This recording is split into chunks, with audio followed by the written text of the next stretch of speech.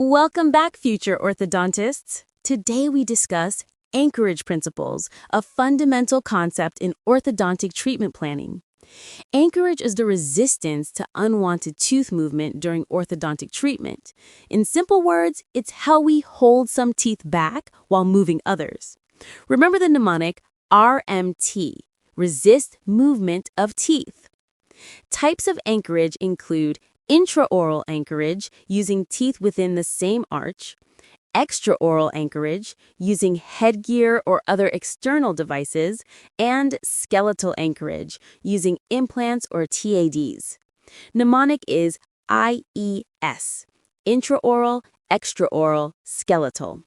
Choosing the right type depends on treatment objectives and patient compliance. Anchorage is influenced by the number of teeth in the anchor unit, size and root surface area of anchor teeth, periodontal support, patient cooperation, and the type of appliance used. Mnemonic is NSPCA: number, size, periodontal, cooperation, appliance. Understanding these factors ensures predictable tooth movement. Tips for preserving anchorage include using multiple teeth as anchor units, reinforcing with TADs when needed, monitoring movement frequently, and planning mechanics carefully. Mnemonic is MRMP: multiple, reinforce, monitor, plan. Quiz time. Question 1.